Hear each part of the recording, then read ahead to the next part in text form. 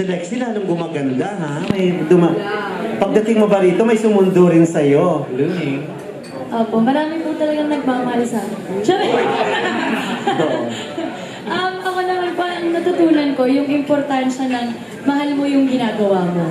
Kasi sobrang hirap po talaga ng, at the same time na we're having fun and we're enjoying everything that we're doing, mahirap din po siya. The games, the challenges, it's non-stop eh, rain or shine. Tuloy-tuloy po yung taping namin. Kasama namin yung mga boss namin na nababasa ng ulan, naiinitan, lahat po kami sabay-sabay. So, kung hindi mo kasi mahal yung ginagawa mo, madali para sa'yo mag-give up. Madali para sa'yo na, ayoko na, napapagod na ako. But all of us, we love what we're doing. Kaya doon ko na-realize, lahat kami mahal namin yung ginagawa namin. Kaya lahat kami go lang ng go. Kaya mo to. Yun lang pa.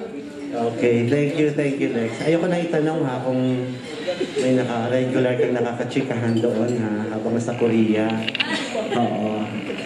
Hindi ko yan ako sige. May tanong, mamaya na si Kuya Jun magtanong tungkol kay Jill. Boy, alam mo sa mga interviews, sa ibang mga halos lahat na gusto nila makateam, ikaw. Bakit? Ano po? Parang yung mga sa kanila, yung mga sa interview sa kanila sa YouTube, nung tinanong sila na kung sinong gusto nilang makateam sa Running Man, okay na ko, binabawi ni Rory. Oo, teka lang. Gusto nila ikaw. Yung interviews na yun, bago kasi kami umalis. Kailangan tanungin kami ulit ngayon. Ngayon na nakabalik kami. Ayun, isa yan. Panoorin na lang nila yung Running Man. Baka mamaya kailangan magmukhang malakas ako dito. Kailangan malakas ako dito. Oo. Well, ako kasi yung pinakamadiskarte. Tsaka, ako yung pinakamadiskarte at pinaka-brainy sa lahat. At tsaka ito may daya ako. Alam ko yun.